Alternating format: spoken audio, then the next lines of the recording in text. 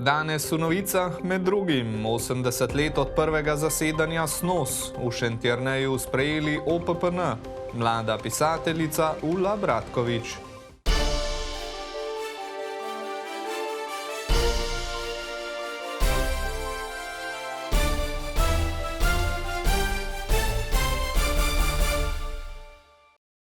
Lep pozdrav! Včerajšnji dan je bil brez dvoma eden od vrhuncev črnomaljskega praznovanja leta domovine. Na dan občinskega praznika so slovesno obeležili 80. obletnico prvega zasedanja Slovenskega narodno-osvobodilnega sveta. Ta zgodovinski dogodek, ki se je odvil leta 1944 prav v dvorani Kulturnega doma Črnomelj, so počastili s proslavo, ki je obiskovalce popeljala skozi del zgodovinskega dogajanja med drugo svetovno vojno. Dogodka se je udeležil tudi prvi predsednik samostojne Slovenije Milan Kučan, polno dvorano pa je nagovorila slavnostna govornica, predsednica Državnega zbora. Bela krajina nikoli ne bo pozabljena. Glejte, to so temelji naše državnosti, ki so bili tukaj postavljeni pred 80 leti. Slovenke in Slovenci moramo biti ponosni na svojo zgodovino in sprejemati vse plati zgodovine, predvsem pa se spominjati državotvornih dogodkov. Zbrane je nagovoril tudi črnomaljski župan Andrej Kavšek, ki se zaveda pomembnosti proslave. Po dolgem času zopet smo Belokranjci tudi s takšno proslavo dobili priznanje in nekako eno zadoščenje za to, kar pravzaprav so Belokranjci, naši predniki, naredili za našo domovino. Dali so pravzaprav zadnji košček kruha, da danes lahko uživamo to našo svobodno domovino. Kulturno bogato prireditev je oblikovala Nastasja Švajger iz Zavoda za izobraževanje in kulturo Črnomelj. Moramo biti na vse te stvari, ki so se dogajale v osvobojeni Beli krajini, ponosni. Torej nekako smo želeli prikazati kulturno dogajanje, ki je tukaj res živelo, potem pa tudi vse institucije, ki so se tukaj ustanovile in delujejo še danes, in pa seveda tudi delovanje Slovenskega narodno-osvobodilnega sveta. Sem se počutil, kot da sem 80 let nazaj, nekako sem podoživel ta čas, kako je to teklo. Lahko rečem, da sem bil pravzaprav zelo zadovoljen. Jaz moram reči, da je bila odlični vložki in pesmi. Glejte, meni tudi zaigra srce, kot slišim. Na proslavi so nastopili igralci različnih skupin iz občine Črnomelj, vokalna skupina Duma, godba Črnomelj, igralka Slovenskega narodnega gledališča Drama Ljubljana Maja Sever, na koncu je nastopil tudi Pero Lovšin. V občino Šentjernej se zaradi dela priseljuje vse več mladih družin, ki pa si težko uredijo bivalne pogoje. Manjka namreč tako najemniških kot lastniških stanovanj. Prvi korak k bodočemu stanovanjskemu naselju v jedru kraja je na nedavni seji občinskega sveta sprejet občinski podrobni prostorski načrt. A bodo na račun avgustovskih hudih poplav v Sloveniji potrebni še drugi koraki. Svetniki so v drugi obravnavi soglasno sprejeli občinski podrobni prostorski načrt za jedro Šentjerneja. Gre za območje med starim sejmiščem in trgovino Špar, ki obsega 3,5 hektarja površin oziroma 33 parcel, a stanovanjska gradnja ne bo možna tako hitro. Direkcija za vode je spremenila svoje kriterije, katera območja so poplavno ogrožena. In med temi območji tudi kar precejšen del Šentjerneja ob glavnih vodotokih. Tudi del Šentjerneja, ki je raven, torej tudi del, kjer se je sprejel ta OPPN. Na direkciji, tako Simončič, so sicer dali soglasje k OPPN-ju, a le, če bodo izvedeni protipoplavni ukrepi v potoku Kobila. Ta slučaj ima pa tudi srečno okoliščino, da smo se mi pred letom in pol, 2 leti odločili za ta ukrep skupaj z državo, smo kandidirali, projekt pripravili, smo v zaključni fazi, s katerim pa želimo poplavno varnost potoka Kobila urediti. Če občina v sodelovanju z državo protipoplavne varnosti ne zagotovi, bodo torej občani na območjih ob Kobili imeli precejšnje težave s pridobivanjem gradbenih dovoljenj. Kdor ne želi državi prodati svojih 10, 20, 30 kvadratov zemljišča ob potoku Kobila, to ni najbolj pametno, ker Ob tem primeru se protipoplavni ukrepi ne bodo izvedeli in bodo njegove parcele, ki so ob potoku Kobila, pa so stavbne, bodo nezazidljive. Župan torej občane poziva k podpisu soglasij, ki jih občina pridobiva za državo. Ta naj bi namreč do junija 2026 poskrbela za izvedbo protipoplavnih ukrepov. Jaz mislim, da na tak investicij ne bomo, država ne bo skladala v 2 letih, po moje ne. In bomo mi imeli, državo na eni strani, z tistimi, ki želijo graditi. Res se mi zdi pomembno, da pošteno ljudem, zainteresiranim potencialnim graditeljem, predočimo to časovnico. Da sicer povemo, kje realno so pričakovanja, ampak hkrati tudi, kaj se pa lahko zgodi. Po sprejetem OPPN-ju bo občina začela komasacijo, torej vnovično razdelitev parcel, ki naj bi trajala 1,5 leta. Je dokaj velik interes, glede na to, da je 22 lastnikov, mislim, da je polovica približno jih, ki želijo zidati tukaj na svoje hiše zase. Ključno bo torej protipoplavna zaščita od sredine Šentjerneja do Gorenjega Vrhpolja. V zgornjem delu ob Kobili bodo zgradili suh vodni zadrževalnik, dol vodno pa uredili mostove, oporne zidove in poglobili strugo.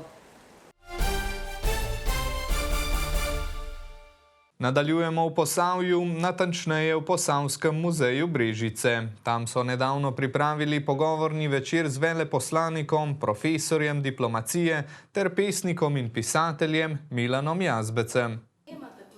Pogovor z avtorjem sedaj že 80 knjig je po 7 letih ponovno pripravila Lenka Černelič-Krošelj.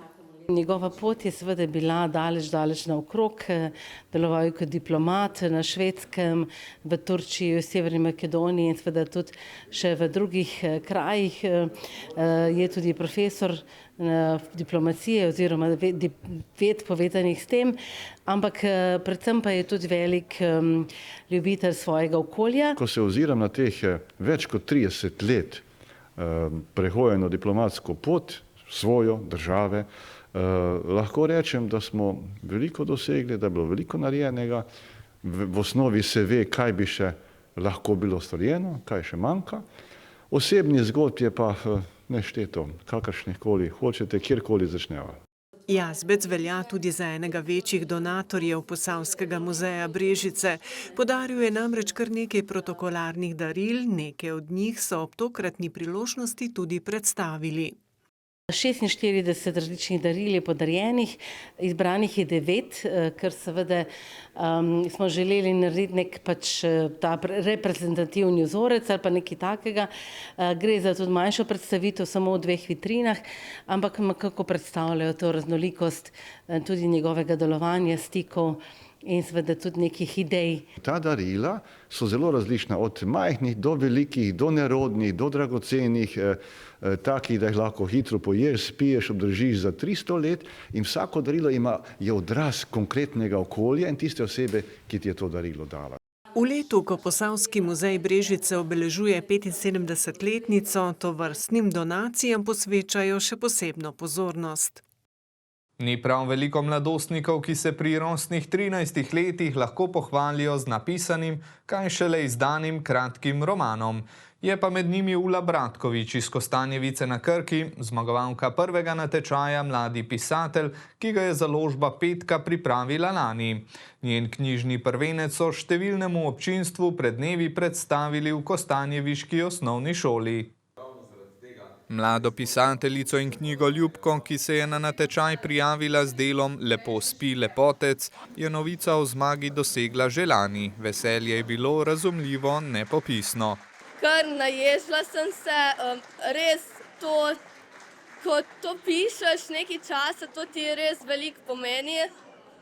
Bilo je res veliko veselje, sploh ne da se opisati bolj kot ne.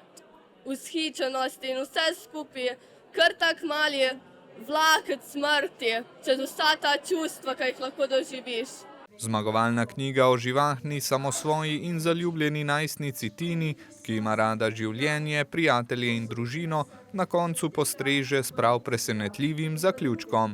Ki ga res ne pričakuješ in te šokira, toliko nekih čustev vzbudi, da kar na koncu obstaneš pa rečeš, to je pa presežek. Kaj to je, pa ne smem povedati. Knjigo sem pisala od maja do oktobra. Bolj pri maju je bilo bolj tako enkrat na teden, če mi je bilo dolg čas. Pol je bilo pa vedno bliže roku oddaje. Je bilo pa treba kar vsak dan po kako stran pa pol. Takrat je bilo tudi malo več panike.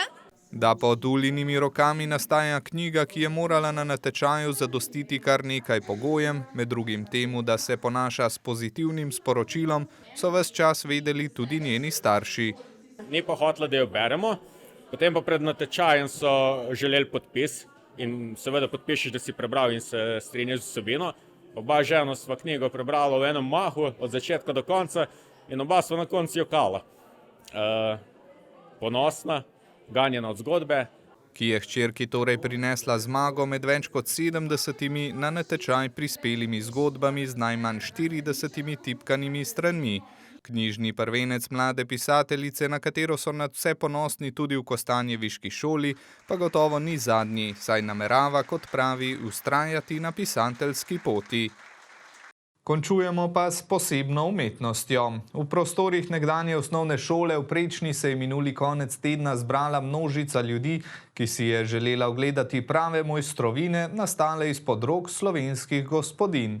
Na 14. državni in 17. regijski razstavi ter ocenjevanju so postavili na ogled kar 55 pletenic. Z dogodkom želijo obujati prehransko dediščino naših babic, je v imenu enega od glavnih prirediteljev povedala Štefka Vidic. To je bila včasih najboljši kruh in je že tudi danes to najboljši kruh. Ni za vsakdanje priložnost, to je za posebne priložnosti in mislim, da smo s tem omogočili tej čudoviti naši kulinarični dediščini novo oziroma preživetje in novo obuditev. Spodbudili so mnoge delavnice izdelave pletenic, veseli Vidicevo, navdušili tudi mlade, ki so vse bolj inovativni. Med njimi so bili tokrat bratje Lunar. Pekel sem svojo pletenico v aktivu Žana Plamen, dobil sem zlato priznanje. Tudi njegova brata Tevžina Žbesta spekla svojo pletenico in zanjo prejela zlato oziroma srebrno priznanje. Komisija, ki je ocenila zunanji videz, zahtevnost izdelave, videz ter okus skorje in sredice, je podelila 27 zlatih, 23 srebrnih in 5 bronastih priznanj. Poleg Štefke Vidic je dosegla vse točke Nada Lunder iz Vidma Dobre Polja. Kar sem se preselila v Dobre Polje, bo zdaj 40 let. Potem sem začela isto peko in pletenic, poprtnikov, šunke v testu, kruha. Pohvalno je, da se peko loteva tudi vse več moških. Rad kaj tazga ustvarjam po kuhinji. Tudi lotil sem se pletenic, pa je ratalo.